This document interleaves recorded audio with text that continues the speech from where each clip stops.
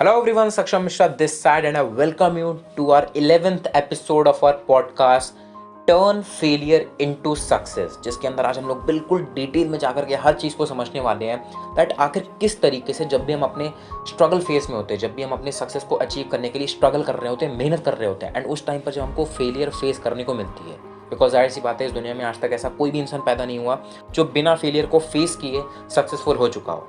And अगर ऐसा होता तो जाहिर सी बात है दुनिया में हर बंदा सक्सेसफुल हो जाता। एंड एक सेइंग भी है दैट अगर हम बिना फेलियर के ही सक्सेसफुल हो जाएंगे देन अपनी सक्सेस के बाद में जो सक्सेस स्टोरी होगी हमारी, वो लोगों को सुनाने में मज़ा ही क्या आएगा। ऐसी सक्सेस स्टोरी सुनने में किसको मज़ा आएगा जिसमें फेलियर नाम का कोई शब्द ही ना हो, जिसमें कोई स्ट्रगल ही ना हो। So coming back to the point that जब भी हम लोग अपनी स्ट्रगल टाइम में फेलियर को फेस करते हैं देन उस टाइम पर अपने फेलियर को, उस फेलियर को हम लोग सक्सेस के अंदर कैसे कन्वर्ट कर सकते हैं, इस चीज़ के बारे में हम लोग आज बिल्कुल डिटेल में डिस्कस करने वाले हैं, जानने वाले हैं इस पॉडकास्ट के अंदर। सो मेक श्योर इस पॉडकास्ट को आप स्टार्टिंग से लेकर एंड तक ज़रूर सुनना। एंड अगर अभी तक आपने मेरे इस चैनल को सब्सक्राइब नहीं किया है सो मेक श्योर इस चैनल को जरूर से सब्सक्राइब कर दो एंड बेल आइकन को जरूर से प्रेस कर देना सो दैट आने वाले टाइम में फ्यूचर में जब भी मैं कोई अगेन फिर से ऐसा वैल्यूएबल कंटेंट पोस्ट करता हूं देन आपके पास वो सबसे पहले पहुंचे। And without wasting even a single second let's get started. So basically there are 3 categories of people. इस दुनिया के अंदर 3 तरह के लोग मौजूद होते हैं। Number 1 is lower class, number 2 is middle class and number 3 is upper class.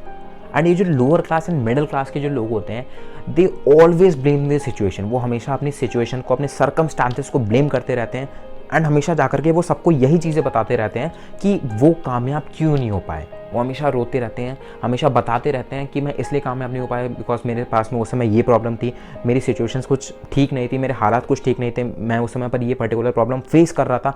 वो हमेशा इन सारी चीज़ों का जाकर के बखान करते रहते हैं, दुनिया में रोते रहते हैं, बताते रहते हैं। एंड यही वो रीज़न होता है जिसकी वजह से वो उस lower class and middle class category के अंदर सर्वाइव करते रहते हैं पूरे लाइफ टाइम।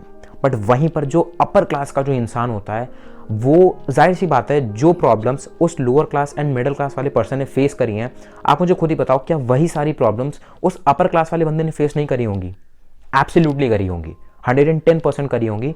बट वहाँ पर डिफरेंस जस्ट ये होता है दैट जो lower class and middle class वाले जो पर्सन होते हैं, जैसे मैंने आपको बताया, वो हमेशा अपनी सिचुएशंस को ब्लेम करते हैं, वो हमेशा एक्सक्यूज़ देते हैं। बट वहीं पर जो अपर क्लास वाला इंसान जो होता है वो उन सारी प्रॉब्लम्स को फेस ज़रूर करता है बट उन प्रॉब्लम्स को फेस करने के बाद वो कभी भी रुकता नहीं है, वो हमेशा चलता रहता है। उसने जो भी प्रॉब्लम फेस करी है, अगर वो फेल हो गया है, अगर वो डिफीट हो चुका है किसी भी पर्टिकुलर फील्ड के अंदर, देन वो उसके बाद में रुकता नहीं है, वो अपने गोल्स को चेंज नहीं करता है।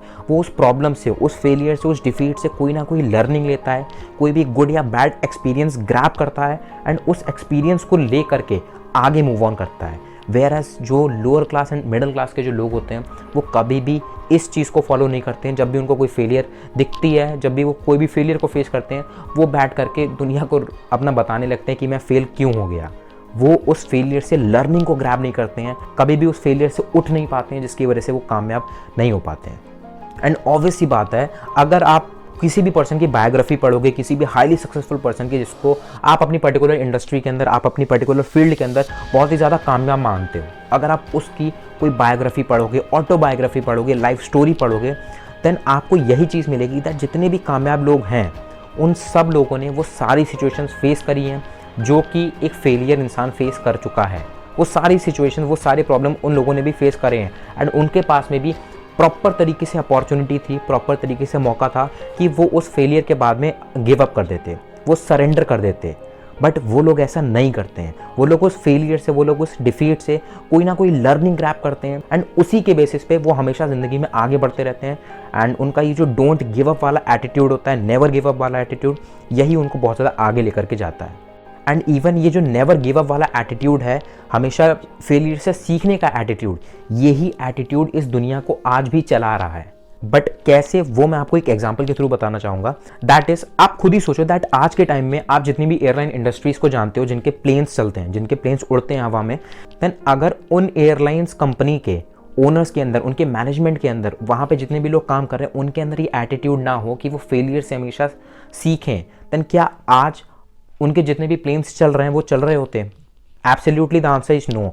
उनकी कंपनीज बंद हो गई होती। फॉर एग्जांपल, अगर उनका कोई भी प्लेन हवा में गया है एंड वहाँ पर किसी भी मैकेनिकल इशू की वजह से उनका प्लेन मान लेते क्रैश हो जाता है या फिर कुछ भी दिक्कत हो जाती है, एंड अगर उनके अंदर ये फेलियर से सीखने वाला एटीट्यूड ना हो, देन जाहिर सी बात है वो लोग तो हाथ पर हाथ रख के बैठ जाएंगे।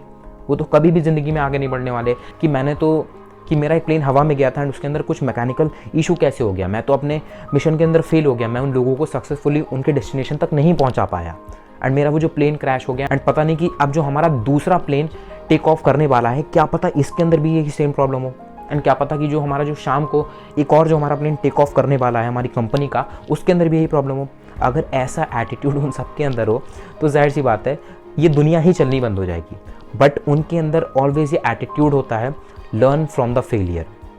जो उनका पहले नंबर वाला अगर वो प्लेन क्रैश हुआ है तो जाहिर सी बात है उनकी जो टीम है, उनकी जो इन्वेस्टिगेशन की जो टीम है, पुलिस वगैरह सब लोग जाएंगे एंड जाकर के इन्वेस्टिगेट करेंगे दैट उस प्लेन के अंदर क्या हुआ था, वो उस मैकेनिकल इशू को फाइंड करने का ट्राई करेंगे, एंड जो भी उनको इशू मिलेगा वो हमेशा ध्यान रखेंगे कि उसके बाद में से कोई भी प्लेन जब टेक ऑफ करता है तो उस इशू के बारे में तरीके से चेकआउट करा जाएगा कि इसके अंदर सारे इसके मैकेनिकल पार्ट्स, फ्यूलिंग वगैरह तरीके से सही है या नहीं है, कहीं इसके अंदर भी वो फिर से इशू तो जनरेट नहीं हो गया है। एंड इवन ये जो प्रिंसिपल है ये डॉक्टर्स के ऊपर भी अप्लाई होता है।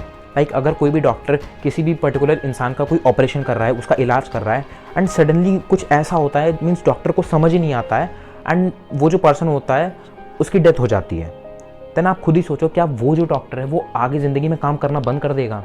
उनकी जो डॉक्टर्स की टीम है, हॉस्पिटल की जो टीम है, एक्सपर्ट्स की जो टीम रही होगी, वो ज़िंदगी में काम कभी दोबारा नहीं करेंगे जस्ट बिकॉज उनके अंदर भी यही एटीट्यूड होता है, लर्न फ्रॉम द फेलियर्स। वो उस बॉडी का पोस्टमार्टम करेंगे, उसके ऊपर तरीके से इन्वेस्टिगेशन करेंगे दैट आखिर ऐसा क्या हुआ जो हमको बिल्कुल भी समझ में नहीं आया एंड ही इज़ डेड, ऐसा क्या हुआ, वो तरीके से चीज़ों को इन्वेस्टिगेट करेंगे। एंड इन्वेस्टिगेशन करने के बाद में, तरीके से जांच पड़ताल करने के बाद में जो उनको डिफेक्ट मिलेगा, जो उनको प्रॉब्लम मिलेगी, वो आगे से हमेशा ध्यान रखेंगे। जब भी किसी भी पर्सन का इलाज करेंगे, ऑपरेशन करेंगे, वो उस चीज़ के बारे में हमेशा आगे ध्यान रखेंगे। So that's the reason that इस एटीट्यूड के ऊपर ही पूरी दुनिया रुकी हुई है। अगर ये एटीट्यूड सब लोग अपने दिमाग से निकाल लें देन ये दुनिया ही चलनी बंद हो जाएगी। सो ऑलवेज रिमेंबर दैट हमको ये एटीट्यूड डेवलप करना है, always learn from the failure. अगर हमको अपनी फेलियर को सक्सेस के अंदर डेवलप करना है then. So I hope that आपको यहाँ तक सारी चीज़ें बिल्कुल क्रिस्टल क्लियर हो गई होंगी, एंड यहाँ तक आपने जो भी अभी लर्निंग ग्रैब करी, अगर मैं शॉर्ट में बताऊँ then just believe that defeat is just a state of mind. Defeat सिर्फ एक माइंड का स्टेट होता है जिसको अगर आपने ओवरकम कर लिया एंड उसके बाद आप चलना चालू कर गए, उसके बाद आप चलने लगे, देन आप अपने गोल तक ज़रूर से पहुँचोगे। एंड ऑल्सो आप एक बात हमेशा ध्यान रखना, दैट इज़ जब भी आप अपनी लाइफ के अंदर किसी भी पर्टिकुलर फेलियर को फेस करते हो देन कभी भी आप किसी भी थर्ड पर्सन को ब्लेम मत करना, एंड उससे भी बड़ी बात दैट आप कभी भी अपने लक को ब्लेम मत करना। बिकॉज मैंने बहुत सारे लोगों के साथ में नोटिस करा है दैट इज़ कि वो हमेशा कहते हैं कि मेरा तो नसीब ही ख़राब है। Don't ever do this blunder to you. Because आप मुझे खुद ही बताओ दैट अभी जो मैंने आपसे जस्ट थोड़ी देर पहले उस एयरप्लेन क्रैश का एग्जांपल जो मैंने आपको दिया था, एंड इवन वो जो मैंने आपको डॉक्टर वाला एग्जांपल दिया, देन अगर वो एयरप्लेन की कंपनी ये मान ले कि ये जो एयरप्लेन हमारा क्रैश हुआ है ये जस्ट हमारा लक था, ये हमारा बैड लक था इसलिए ऐसा हो गया है, देन सारी सी बात है अगले जो प्लेन टेक ऑफ करने वाले हैं उसमें भी कई सारे लोग जो बैठे हैं उनकी जान को बहुत ज़्यादा खतरा है। बिकॉज उन लोगों ने उस पहले वाले एयरप्लेन के क्रैश को एक लक मान लिया था, बैड लक मान लिया था। बट हो सकता है कि उस एयरप्लेन के अंदर कोई मैकेनिकल इशू रहा हो जो कि वो सेकंड वाले प्लेन के अंदर भी हो सकता है। बट अगर वो लोग सिर्फ इसको एक बैड लक मानेंगे तो सारी सी बात है वो जो दूसरा प्लेन टेक ऑफ करने जा रहा है उसमें भी जितने लोग बैठे हैं उन सबकी जान को खतरा है। एंड इवन जो मैंने आपको डॉक्टर वाला एग्जाम्पल दिया था, अगर वो डॉक्टर्स की टीम ये मान ले कि ये तो सिर्फ लक की वजह से हुआ है, इसमें कोई भी लॉजिक नहीं था, ये तो ऐसे ही हो गया, हमारा बैड लक था इसलिए इस पर्सन की डेथ हो गई, देन आगे जितने भी ऑपरेशंस वगैरह वो डॉक्टर्स की टीम करने वाली है उन सबकी जान को खतरा है, right. So don't ever do this blunder to blame your luck. Because अगर लक के बेसिस पे ही होता है देन इतना जो मैंने आपको समझाया ये भी चीज़ है। एंड एक और मैं आपको एग्जांपल देता हूँ दैट अगर लक के बेसिस पे ही होता देन आप मुझे खुद बताओ दैट आज के टाइम पे जितनी भी रोड एक्सीडेंट्स होते हैं वो क्या सारे के सारे लक के बेसिस पे ही होते हैं? इन सबका इतना नसीब ख़राब होता है, इसकी सबका एक्सीडेंट लक के बेसिस पे ही होता है, उनका नसीब ख़राब होता है इसलिए उनका एक्सीडेंट हो जाता है। क्या ऐसा नहीं हो सकता कि उनकी गाड़ियों में कोई मैकेनिकल फेलियर रहा हो? ऐसा हो सकता है कि जिस बंदे की गाड़ी का एक्सीडेंट हो गया उसके ब्रेक्स फेल हो गए हों, उसकी गाड़ी का कोई ऐसा इंपॉर्टेंट पार्ट हो जिसने ऑपरेट करना बंद कर दिया हो एंड जिसकी वजह से उसका एक्सीडेंट हो गया हो। So always remember that luck को कभी भी ब्लेम नहीं करना है। And instead of blaming that, जब भी आप किसी फेलियर को फेस करते हो आप हमेशा रिसर्च करो दैट ऐसा क्यों हुआ है। अगर आप क्रिकेट खेलने जाते हो एंड क्रिकेट खेलते समय अगर आप बैटिंग कर रहे हो एंड बैटिंग करते समय आप कभी भी बॉल को हिट नहीं कर पा रहे हो, आप कहोगे कि ये बॉल तो आ ही ऐसे रही है, मैं इस बॉल को इसलिए नहीं मार पा रहा हूँ बिकॉज हवा बहुत तेज चल रही है, ये बैट जो है ये हिल रहा है, ये प्रॉपर बैट नहीं है, देन आप कभी भी उस बॉल को हिट नहीं कर पाओगे। बट अगर आप प्रॉपर तरीके से रिसर्च करोगे कि वो जो बॉलर है वो किस तरीके से बॉल डाल रहा है, वो स्पिन डाल रहा है या वो फास्ट बॉल डाल रहा है, एंड मैं जो बैट हूँ क्या मैं उस बैट को सही तरीके से पकड़ा हुआ हूँ, एंड जिस पिच पे मैं खेल रहा हूँ वो पिच कैसी है, अगर आप एनालाइज करोगे, अगर आप अपने फेलियर से सीखोगे, देन डेफिनेटली आप ज़िंदगी में बहुत ज़्यादा आगे बढ़ने वाले हो। So I am telling it again and again that always learn from your failure. अपने लक को कभी भी ब्लेम नहीं करना। But yes, there is an important point also, that is कि आपको अपनी फेलियर के बाद में भले ही आप अपने लक को ब्लेम नहीं कर रहे हो, बट उस फेलियर को फेस करने के बाद में आपने उससे सीखा भी, आपने कोई लर्निंग ग्रैब करी एंड आप चले जा रहे हो। बट उसके बाद में भी अगर आप लगातार चले जा रहे हो बट आपको सक्सेस अचीव नहीं हो रही है, देन इसका मतलब आपको एक्सपेरिमेंट करना शुरू करना होगा।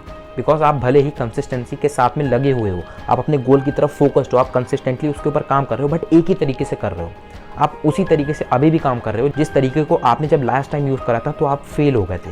बट आपने कोई बात नहीं, फेल होने के बाद में आपने 2 बार 3 बार 5 बार 10 बार आपने फिर से ट्राई करा, बट आपको रेगुलर बेसिस पे अगर फेलियर ही मिल रहा है, then you need to experiment. Because हम सबको पता है दैट थॉमस एडिसन जो कि इतना बड़ा साइंटिस्ट था, अगर उन्होंने 10,000 बार ट्राई नहीं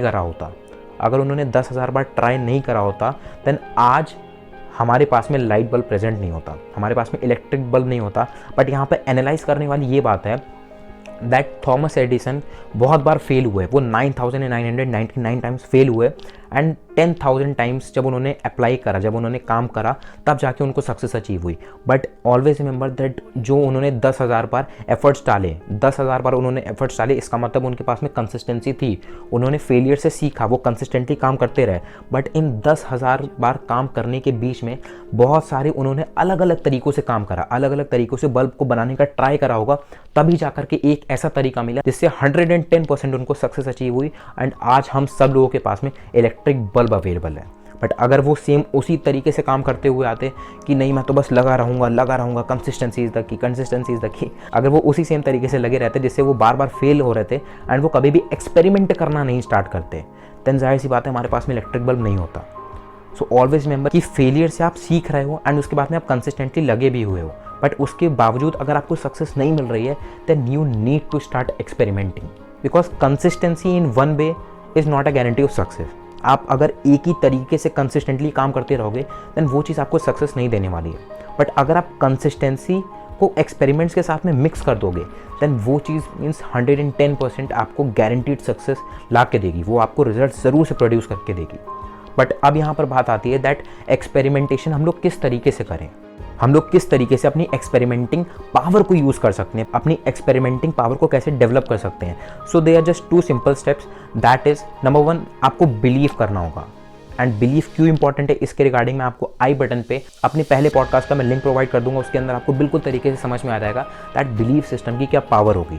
so number 1 is believe it can be done. आपको एक्सपेरिमेंट करने होंगे एंड ये चीज़ आप कर सकते हो, आपको भरोसा करना होगा कि आप भी तरह तरह के क्रिएटिव आइडिया लगा करके एक्सपेरिमेंटेशन स्टार्ट कर सकते हो।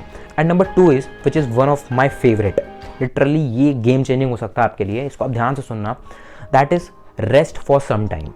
जब भी आप फेलियर को फेस करते हो, एंड ऐसा बहुत बार हमारी लाइफ में होता है दैट फेलियर को फेस करने के बाद में हमारा दिमाग उस चीज़ से उभर नहीं पाता है। आपने बहुत ज़्यादा एफर्ट्स करे थे, आपने बहुत ज़्यादा तैयारी करी थी, बट उसके बावजूद आप फेल हो गए, आपका वो आइडिया काम नहीं करा, देन उस टाइम पर हमारा दिमाग बिल्कुल चॉक्ड हो जाता है, हमको कुछ नहीं समझ में आ रहा होता कि क्या करें क्या ना करें, कुछ नहीं समझ आ रहा होता है, सब कुछ दुनिया बेकार लग रही होती।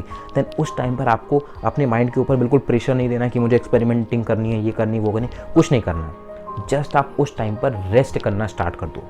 आप कुछ देर के लिए रेस्टिंग मोड पे चले जाओ, आराम करने लगो। मीन्स आपको जो चीज़ पसंद है, आप अपने काम को थोड़ी टाइम के लिए स्टॉप कर दो। आपको जो चीज़ पसंद है आप वो करो। आपको अपने दोस्तों के साथ में बैठना पसंद है, आप अपने दोस्तों के साथ में जाओ। आपको ट्रैवल करना पसंद है, आप ट्रैवल करने लगो। मीन्स आप कुछ भी ऐसा करो जिससे आपका दिमाग रेस्टिंग मोड पर जाए, थोड़ा सा उसको आराम मिलेगा, देन आपका दिमाग शांत होगा, कूल डाउन होगा।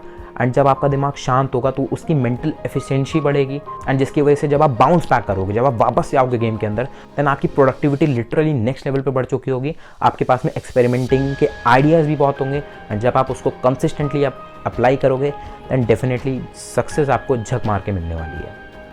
So that's all for today and I hope so आज का भी पॉडकास्ट आपको लिटरली बहुत ज़्यादा अमेजिंग लगा होगा। हमारी पॉडकास्ट सीरीज लिटरली बहुत ज़्यादा अमेजिंग जा रही है। So now it's your turn कि अब सारी चीज़ें आपको पता हैं, अब आपको उन सबको इंप्लीमेंट कर देना स्टार्ट कर देना होगा। एंड आई होप आप सबने तरीके से नोट्स भी बनाए होंगे। So make sure comment section के अंदर जाकर के ज़रूर से मुझे बताना दैट आपको सबसे बेस्ट पार्ट कौन सा लगा आज की इस पॉडकास्ट के अंदर। एंड टिल द टाइम मिलते हैं हम लोग अगले पॉडकास्ट में again with a very valuable content and let's play big together.